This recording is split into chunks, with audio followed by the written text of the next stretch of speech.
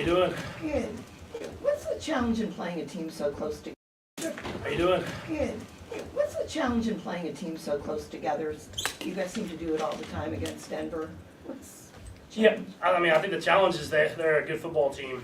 Their defense is special. They have a good scheme. They have good players. And so when you play division opponents, you obviously know they've studied you all off season. So you try to have a concept of what you do best, but at the same time throw in some wrinkles so that they can't be on top of your best plays. And so for us, it'd be a great challenge against a great defense to go out there and try to find a way to put up enough points to win.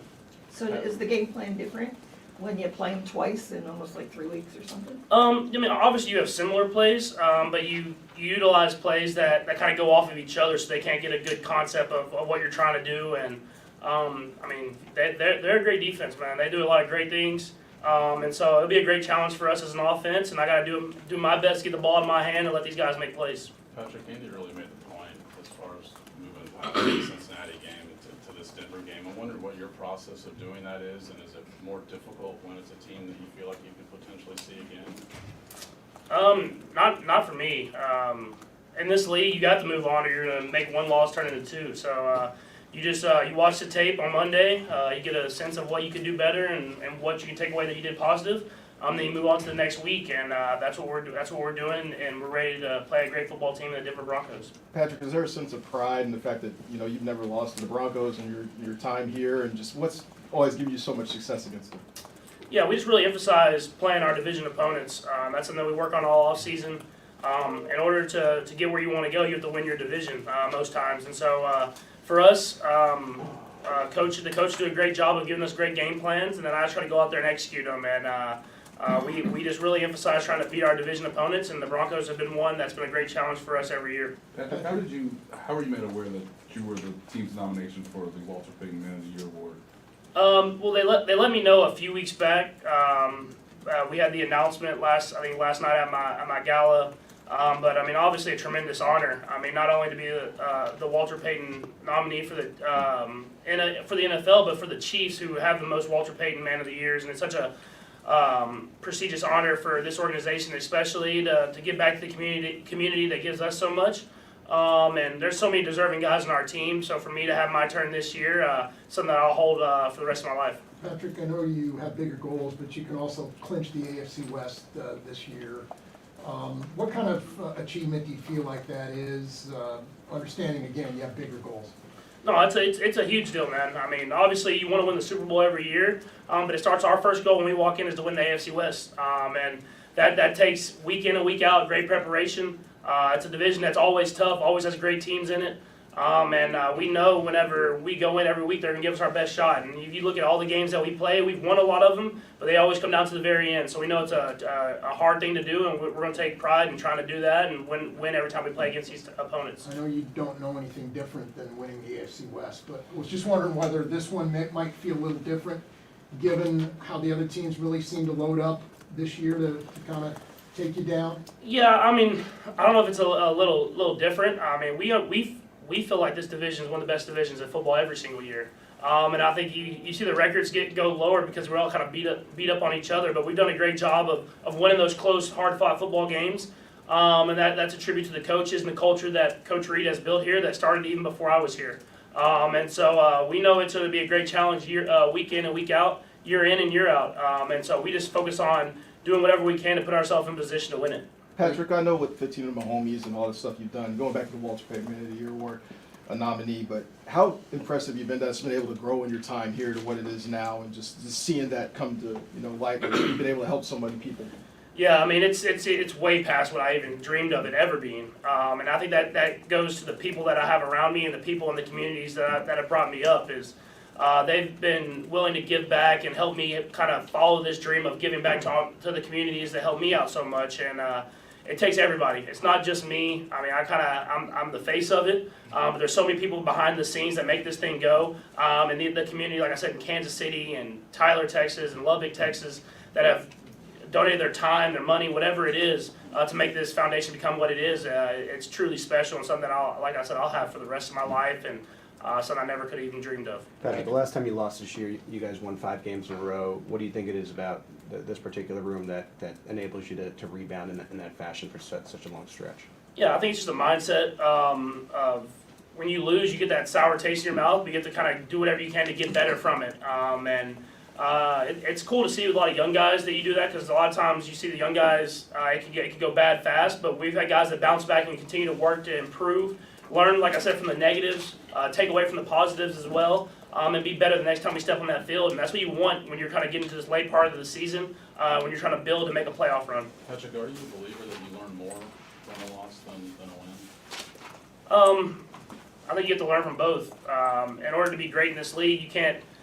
You don't want to lose, so you have to be able to learn from those wins just as much as you learn from those losses. And the losses might, I guess, set a little bit of a fire under you sometimes, where you want to go out and especially that next week and prove that that's not who you are. And I think guys understand that, is that we left some tape out there that we weren't necessarily happy with. So how can we be better this next week, and so that we can improve as this season goes on. Real deal.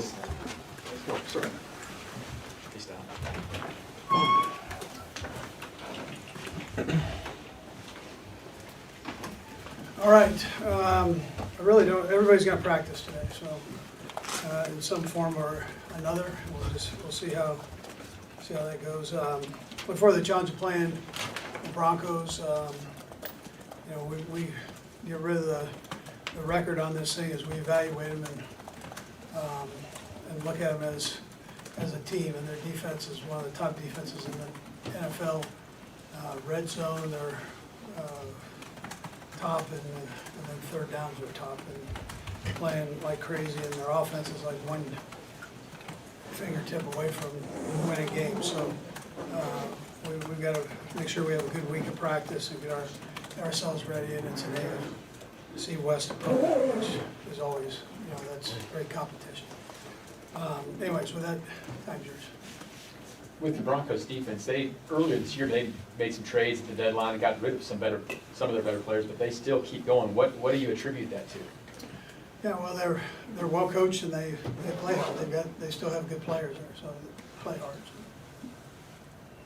Andy, there was a stat CBS showed during the game.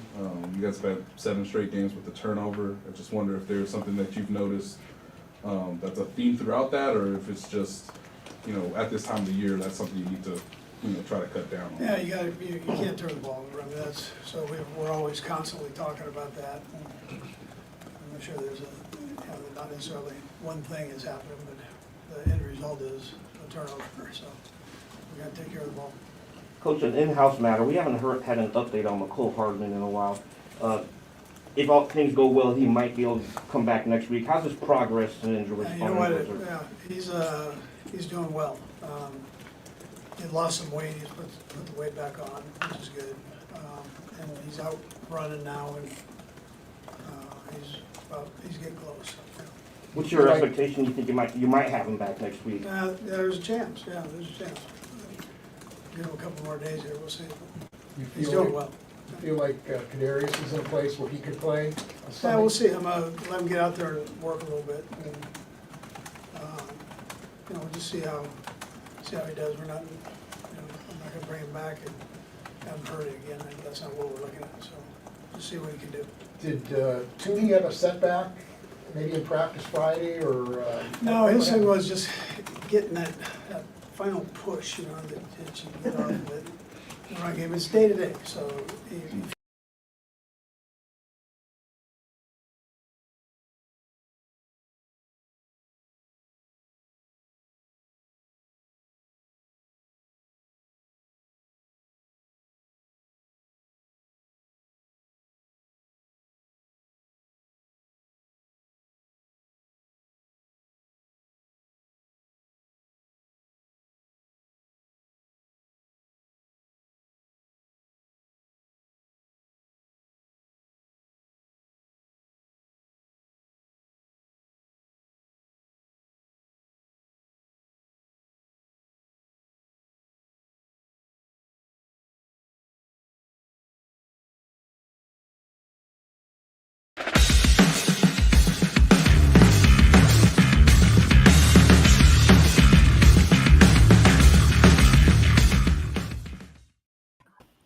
Hey, good morning from overcast Kansas City. Welcome to SportsBeat Live, our weekly conversation about the Kansas City Chiefs with the folks in the media who know them best, and with you.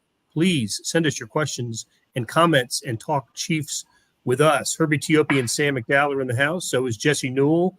And I know Vahe is around here somewhere because I saw him just a few minutes ago. We're all coming from different places. And I think if we see Vahe, we'll notice him in his car. So hopefully Vahe will join us here in a few minutes. So hello, guys, and good to see you. We did not get a chance to catch up after the game on Sunday at Cincinnati. Herbie did. Herbie finally connected, and we had a good conversation about that game. Chiefs are playing at the Denver Broncos on Sunday, but I think there's still a lot left to discuss and unpack from Sunday's game at Cincinnati. And first things first, Herbie, injuries are interesting this week because I guess I didn't see the injury list, but Patrick Mahomes had a headline. There was a Mahomes foot injury headline in the on KansasCity.com this week. What's the latest on Mahomes, his foot, and what kind of role did that play in the game on Sunday? I don't think it played too much of a big role because if I'm not mistaken, he hurt it on that last sack and he limped off to the sideline. But, he came out after the game. He and Andy Reid both said, yes, it's nothing to be too concerned about. He'll be okay. And then Wednesday, Mahomes emphasized it's just a bone bruise. It's not limiting him. In fact, the injury report showed that he went through a full practice. That was a very deep injury report, 13 players on there, 2 limited, which were Kadarius Toney and Nick Bolton, and then 11 players were participants, including Joe Thuney, who missed his second straight game last week. So hopefully he's on track to return to the starting lineup as well. All right, that's a significant. Joe Thuney missing the game on Sunday at Cincinnati was a bit of a surprise, right? I mean, I didn't see that coming, and of course, Kadarius Toney hasn't played in a couple of weeks now. How about what's the update on McCole Hardman? Yeah, McCole Hardman obviously landed on injured reserve on November the 17th with an abdominal issue. He is actually eligible to return to the starting lineup or be designated as return to practice starting next week. And it looks like he's trending in the right direction. Andy Reid said Wednesday, he put the weight back on. He's running now. And his favorite catchphrase, there's a chance Hardman might be able to return in time for the game next week against the Houston Texans. Yeah, I'm watching the Chiefs these last couple of games without Hardman and thinking, boy, the Chiefs could use that speed. They could use that veteran presence at his position as they go forward. All right, on to the Chiefs on the field, and Jesse and Sam, I have a question that requires just a one-word answer, actually for all of you guys. We'll start with Sam. Are the Chiefs the best team in the AFC, Sam? No, but I haven't thought they've been the best team in the AFC all year. I still think the Bills are the best team in the AFC. Okay. Jesse? I'm in agreement. I probably would have told you 2 or 3 weeks ago the Chiefs were the best team, but now I would switch back to the Bills. But I think that's why it's so important for the Chiefs to hold serve these last few weeks and hope that somebody like Cincinnati can knock off the Bills, because when you're talking about 2 teams who are pretty equal, I would say they're pretty close, the Bills and the Chiefs, that game at home is going to make a lot of difference, and also potentially getting a bye so you don't have to play a team that can trip you up in the first round. That would be a big deal as well. So I think it's really important down the stretch here to see which team comes with that number 1 seed, because I think that makes them potentially the heavier favorite to come out of the AFC. Yeah, and Herbie, look, I was going to start this question by asking if the Chiefs are the best team in the NFL, and look, I'm let's not even go over there. I just wanted to. How about in the AFC? In your opinion, are they the best team? They're one of the best teams. Right now you have this log jam up the top. I tend to agree with Jesse. When the Bills are healthy, and obviously they just lost Von Miller, but when they are healthy, they are the cream of the crop, in my opinion. But as of right now, because now Von Miller's out, it's going to be very fascinating to watch these last 5 games. And as the 2 gentlemen on the panel pointed out, the Bengals still have to play the Bills. So what we end up doing now is scoreboard watching these last 5 games, because as we all know, anything can and will happen on any given Sunday. But the Chiefs are one of the best teams in the AFC, also one of the best teams in the NFL. But right now, they're not the best team. Yeah, listen, I'm not used to the Chiefs being one of the best teams in the AFC. For a couple of years, they were the best team in the AFC. And, it's funny. When Patrick Mahomes became a starter, he was chasing the Patriots. And they lost to the Patriots in the regular season, and then they lost to him in the AFC title game. And it was clear at the time the Patriots were the best team in the AFC. After that, it became Patrick Mahomes and the Chiefs. And the Chiefs are on the ascent, and they cashed in with a couple of Super Bowl appearances and a victory.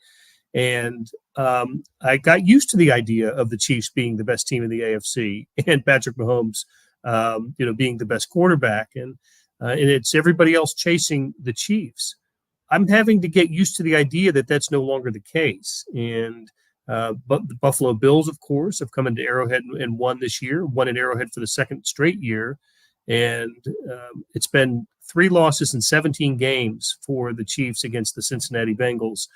I don't know how you can conclude anything other than the Bengals are a better team. They just, how else can they prove it?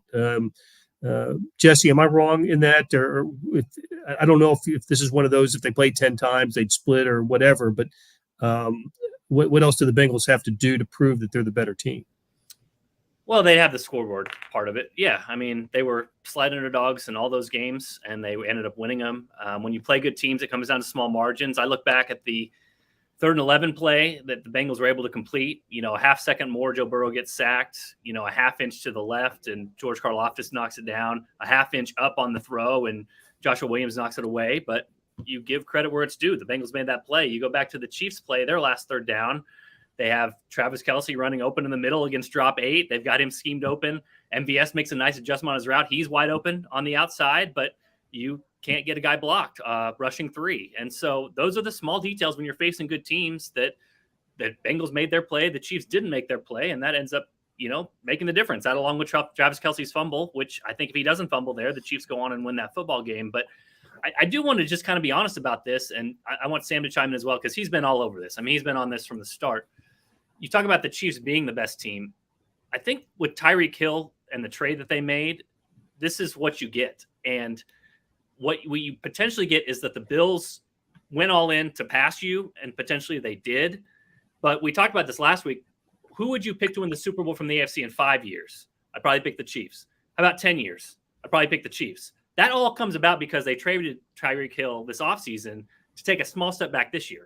The fact that we're still talking about the Chiefs and Bills being neck and neck is a good thing. And even if they might not be the best team, were the Rams the best team last year? No, but they won the Super Bowl. Were the Bengals better than the Chiefs when they were 7-point underdogs at Arrowhead?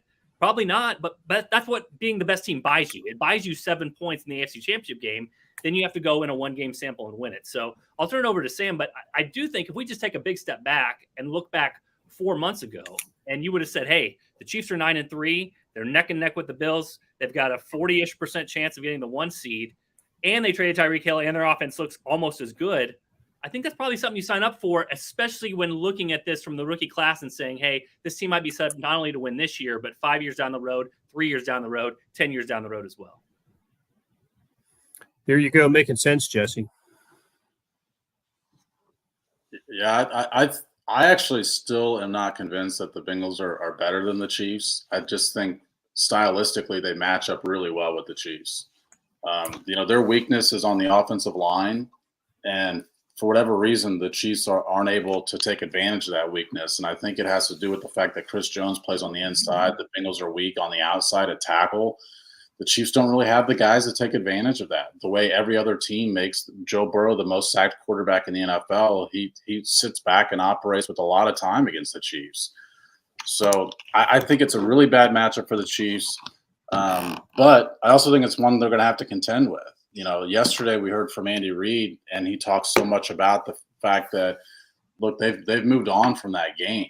And they maybe have moved on from that game, but they can't move on from that team. Because it's a reckoning that's coming in January. They're going to have to play potentially, if they get the 2 seed, they potentially could have to play the Bengals and the Bills to get through. And I think we saw last year the way that playing the Bills and the game before the AFC Championship game had an effect on that game. When you have to play two really tough games, there's a little bit of a, hey, we got through that one. We survived that one. And then, oh, by the way, you still got a really tough one waiting on the other side.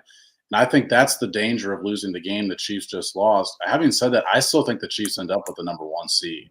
I don't think they lose again. You know, I probably this week in Denver or maybe the last week in Vegas are going to be the smallest lines, and I still think they're going to be at least touchdown lines. Now, the Raiders are playing better.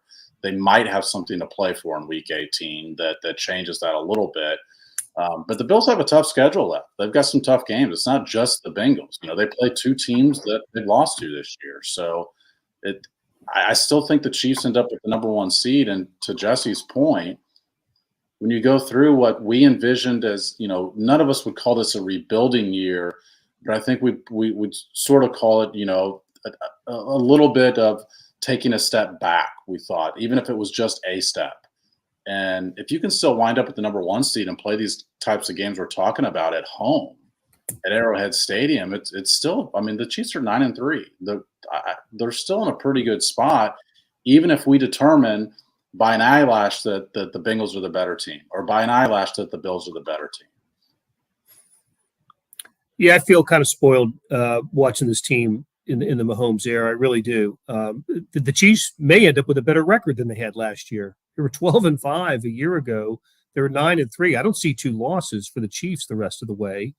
I think they're going to end up 13-4, 14-3, which is amazing, right? They'll be favored to end up 14-3. So I agree, Blair. I do think there's one difference between the games they've lost this year and the games they lost last year. Last year, they could point to a lot of games at self-inflicted mistakes as the reason they lost. And look, Jesse mentioned a few things that could have gone the Chiefs' way in the Bengals, but I actually think the Bengals list of that is longer.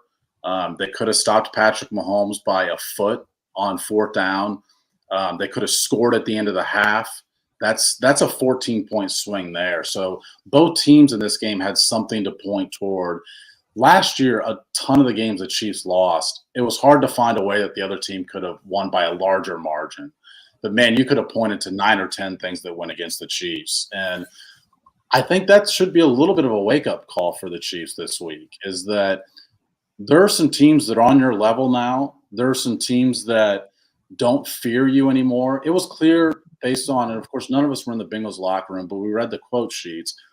It was clear based on those quote sheets, the Bengals every bit expected to win that game. They weren't celebrating, I think, like we might have seen in 20 or 21, where, wow, beating the Chiefs is a really big deal. They're the cream of the crop in the NFL. I think their defending Super Bowl champion tag is literally gone, but I think some of the luster of them winning that is gone a little bit too.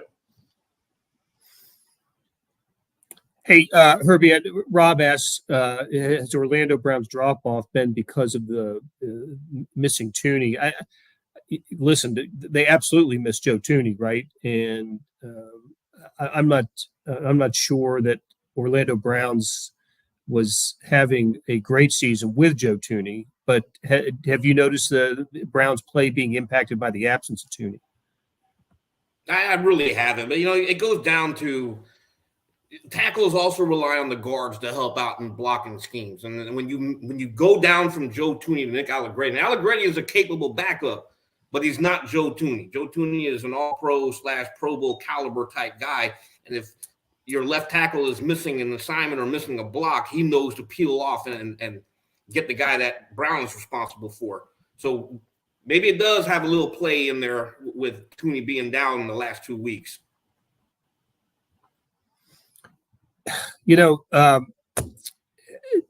go back to the Mahomes, what I guess was credited as a sack, right? In the Bengals game on the 3rd and 3, that was 5 against 3, and the Chiefs couldn't keep 3 from winning that battle, and that was I just shook my head at that and wondered how when the Bengals dropped 8 and the Chiefs still schemed a couple of targets open, they couldn't avoid Mahomes going down, and that was that play was pretty illustrative of the way that that game went in the fourth quarter. Yeah, I actually disagree with Herbie. I think Orlando Brown really missed Joe Tooney. And that's the best example of it. You know, we usually see Orlando Brown get beat around the outside with speed moves. We saw it in his very first training camp in St. Joe, and nothing's changed with that. He got beat on the inside on that. And I think, you know, the Bengals quasi showed blitz on that, but I don't think anybody thought they were bringing it. I think that the offensive line probably anticipated they would bring the three they did. And therefore, you know, it's Orlando Brown's job to push a guy more toward the inside where he feels like he has help, and that help never came. Yeah, the guys, this is the play breakdown we did with Brett Tabo this week. And so if you go back and watch this play, right afterwards, Creed Humphrey, we all know him, Mr. Stoic, doesn't really have emotion, never shows it. After the play, he raises his hands above his head and throws him down in frustration. If you watch the play, Allegretti goes and helps Creed Humphrey on his block and leaves Orlando Brown on an island on the outside.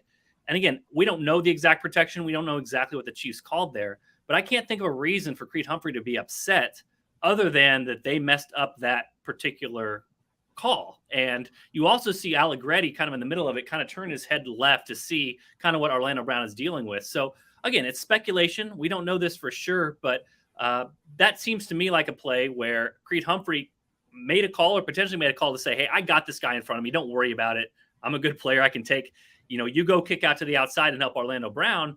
And Allegretti went and helped Creed Humphrey. And so that's the sort of communication stuff. If it happened, we don't know that for sure, but that's the sort of stuff that it wouldn't happen with Joe Tooney. So I agree with you, Blair. I think Joe Tooney being out, we didn't expect it. He was out the previous week for the first time in his career with the ankle injury. Andy Reid said yesterday at his press conference that he was really close to going, but couldn't quite get that push off, and they want to get it fully healthy. So this is rare for him to be sitting out, and I do think it was maybe a bigger deal than we let on that he was out of that game, because maybe you can't, on a 70-play basis, it's more difficult to parse out, you know, exactly how Joe Tooney impacts instead of Nick Allegretti. But on that one play where they really needed that one play, it sure looked like there was some miscommunication there, and a lot of that is because you got a backup in there, and he potentially didn't get to a guy he was supposed to get to.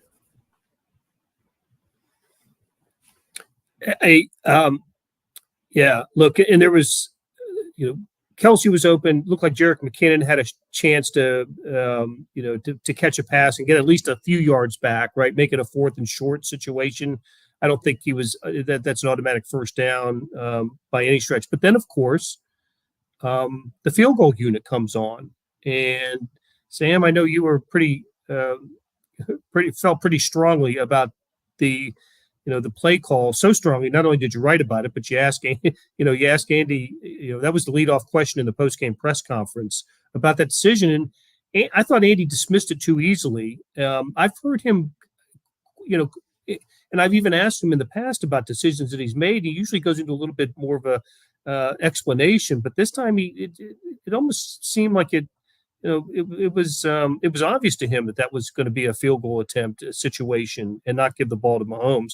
And maybe at the time the foot injury was more than we understood with Mahomes, but it doesn't seem to be an issue this week. So what did the decision?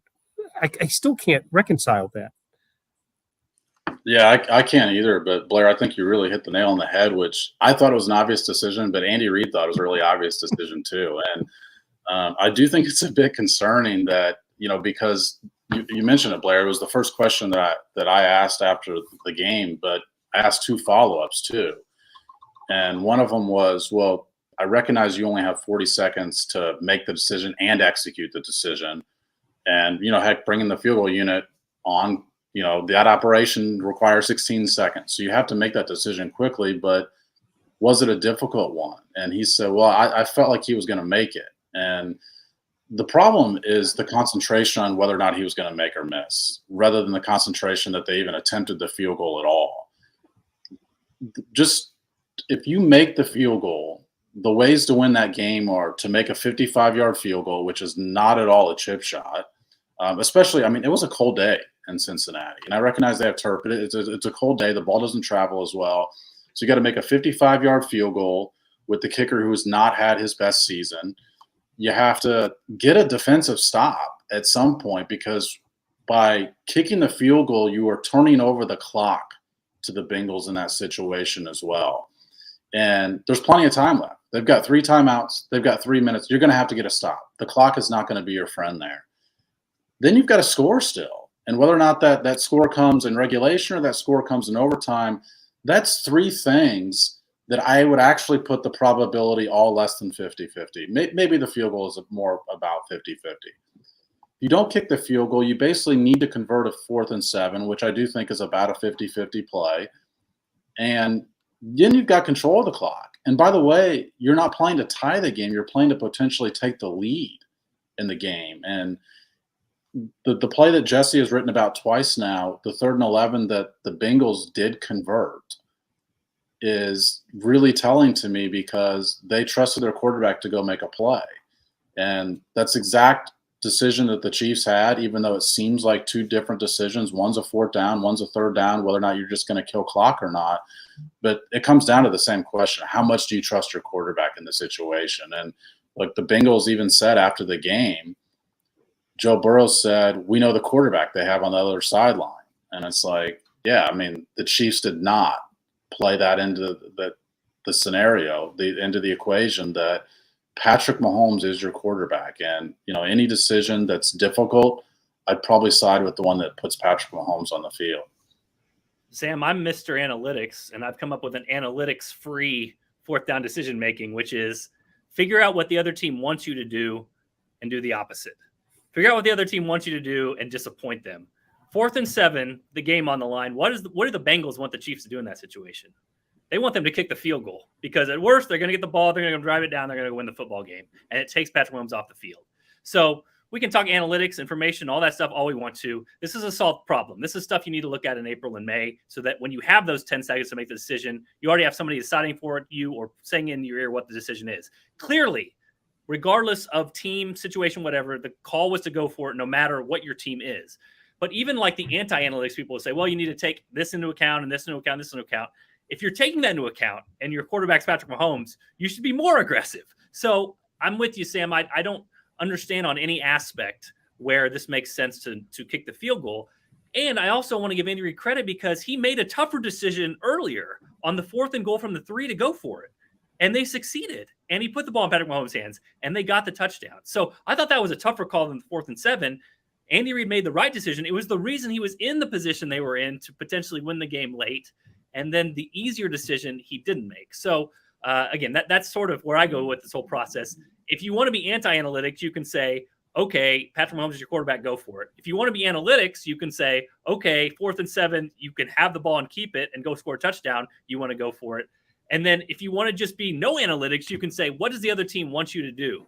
The Bengals 100% wanted the Chiefs to kick that field goal. So I think you can look at this in so many different lenses. And it has been sort of interesting to hear Andy Reid's explanation on this. He just kind of thought field goal possible, got to kick field goal. And to be honest, too, to think about him, maybe if you're a coach on the hot seat, we've seen Brandon Staley kind of do a 180 because he wants to keep his job. He wants to be less aggressive, that sort of thing.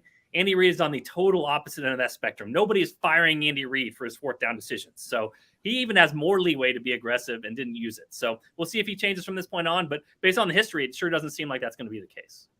Yeah, and I think that this is a really important topic, Blair, because first of all, the Chiefs play in a lot of close games. They're going to play in close games in the playoffs. And I made the same point in my column that Jesse made, which is the Bengals had to be pretty thrilled to see Patrick Mahomes leaving the game. And that's always been something that I've asked myself too. I mean, if you're the other team, you've got to be saying, all right, well, we have the stop. And the Chiefs had an opportunity to say, not yet. And the Bengals went ahead and made the exact opposite decision, not to put the ball in Patrick Mahomes' hands. But the Chiefs converted 2 4th downs in that game, and both of them led to touchdowns. One of them literally on that play, and one of them would eventually lead to a touchdown. Andy Reid didn't really have to look far for evidence of the potential payoff for going for these. And I think the Chiefs are 9-3. We already mentioned that that's probably a little bit better than most of us had them going into the season. They could be 11-1 this year, if not for a couple of late game decisions. The Colts game, they don't burn their timeouts at the end of the game. They don't give Patrick Mahomes an opportunity to drive down the field and tie. And this decision we're talking about now, and look, there's no guarantee the Chiefs get the 4th down. There's no guarantee even if they get the 4th down that they win the game. but they give themselves the best chance to win the game. And there is somebody in Andy Reid's ear on this. Mike Frazier is a statistical analytics coordinator, is his title. And look, I'd be interested to know whether or not his message is just not getting through, or if he's not sending this message at that time. But either one of them is an issue, and it's an issue that popped up in this game and potentially could pop up in a really big game in January. And that kind of plays into what Aaron asks about play calling getting in the way and letting Pat do his things. I think, listen, if it were up to Pat, he would have stayed on the field, right? And even as he was gimpy, would like to have, he's always, doing this and next play and wants to stay on the field. It was absolutely the Andy call on this one. And Rob asks also. With the Chiefs' easy schedule remaining, should they, do some load management here? It looks like they're, look at the West clinched either this week or the following week. I think playing for the number 1 seed is just too important for this team to do the NBA load management type thing. And but you guys agree? Yeah, I think you put it well, Blair. Yeah, I mean, absolutely. The Chiefs have a lot to play for. I mean, that 1 seed is a huge deal. The big thing, I mean, it's just so advantageous. It used to be the 2-1 seeds, or the 2 top seeds got it. Obviously, the Chiefs backed into the 1. They won the Super Bowl, which was a huge deal at the time. The very famous Kevin Harlan calling 2 games at once game, in that final week. But yeah, these games are really important for the Chiefs. I mean, if they can finish 14-3, as Sam said, they've got a great chance to get that 1 seed, and it gives you that double advantage. It gives you the advantage of there's not the 20 to 25% chance that some random team like whoever, the Jets, knocks you off in the first round. And it also gives you the bye where we just mentioned it. Hurry just mentioned it. 13 guys on the injury report. I mean, a bye week at this time of year is a big, big deal. So yeah, they got to play these games out. Obviously, they'll look at the Vegas game. If there's just no way for them to move up for some reason, if they lose a game between now and then and they've locked in the 2 seed, I'm sure Andy Reid will take advantage of that. But they have too much at stake in these final few games. So I don't anticipate anybody will be resting at least until the final game. And even then, I don't think it's going to happen because I think they'll still be in play for the 1 seed. All right. Great stuff, guys, as always. And I believe the Sam and Jesse will be with us on Sunday after the Broncos game. I'll double check on that. But thanks a lot, guys. Thanks for everybody for weighing in and for watching us this morning. Big thanks to George Howard, our producer. And I promise we'll get Vahe back soon. Having some technical difficulties today. All right, guys, have a great rest of your day, and we'll talk to you again Sunday after the Chiefs-Broncos game.